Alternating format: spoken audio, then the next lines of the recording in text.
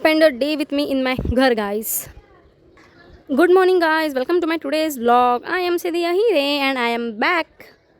तर सकाळी मी उठून गेली होती मॉर्निंग वॉकला. आपला रिच्युअलच आहे हा आता एक डेली रुटीन. तर मी गेली होती मॉर्निंग वॉकला आणि आज मी ठरवलं होतं की 10K स्टेप्स तर मला करायचेच आहे आणि काही एक्स्ट्रा पण स्टेप्स करायचे आज मी ठरवलं होतं.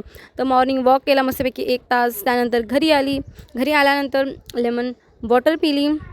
लेमन वॉटर पिऊन झाल्यावर मला लेमन वॉटर ना ॲक्च्युली गेलंच नाही जास्त. मला नाही माहिती का, बट मला आजकाल पाणी पण पूर्ण जात नाही आहे. तर मला लेमन वॉटर पण हाफच गेलं. त्यानंतर घेतलं मी ब्रेकफास्ट करायला. खूप दिवसानंतर मी माझे म्युसली खाल्ली आज खूप दिवसानंतर, बिकॉज ती अशीच पडून होती आणि थोडीच बाकी होती. मग ती खाल्ली. नंतर दुपार झाली आणि दुपारी मला एवढं गरम व्हायला लागलं की मला ना सहनच नव्हतं. माझे पप्पा मला बोलले की बाहेर चला, काहीतरी बँकेमध्ये काम आहे. बट एवढं ऊन बघून ना मला म्हणजे ना होतच नव्हतं. मला कसं चक्करसारखं वाटत होतं आणि एवढं गरम लिटरली. मग म्हटलं थोडं झोप तरी, थोडंसं मला इग्नोर तरी होईल सगळं आणि मी थोडी झोपेत तरी जाईल. म्हणून मी थोडा वेळ झोपली, पण झोप पण नव्हती जायचं खूप वेळ, बिकॉज एवढं गरम होत होतं ना. मी तुम्हाला सांगू शकत नाही, मुंबईमध्ये आमच्या इथं एवढं गरम आहे.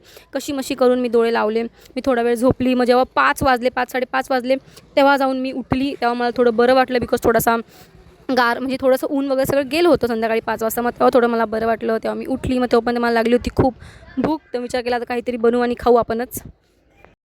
सो गाईज माझ्या इंस्टा फीडवर आहे ना सारखं असं येते की सोयाचं काहीतरी हेल्दी स्नॅक बनवा, डाईट स्नॅक तुम्ही खाऊ शकतात, ते टेस्टी असतो खूप. सो सारखं ते येत होतं. तर मी ते बघितलं आणि मग मी घेऊन आली. हे बघू हे कसं बनते. फर्स्टच टाईम मी बनवते, मला माहिती पण नाही कसं बनवायचं. So let see. So guys I am following ChatGPT. त्यांनी बोलले मला ह्याला 5 to 7 मिनिट्स कुक करता, आपण त्याला फॉलो करणार आहे.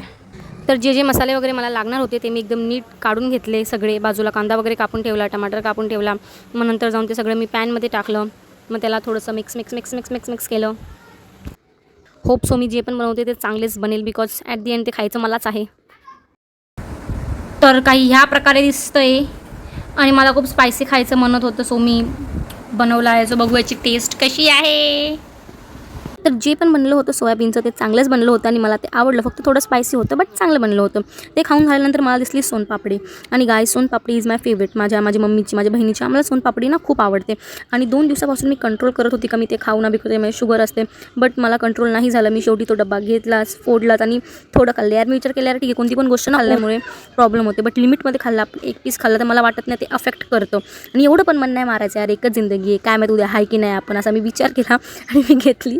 तो हाय गाइस, तो अभी रात हो गई है एंड मेरा खाना वगैरह भी हो गया है और मेरे स्टेप्स भी कंप्लीट हो गए 10K.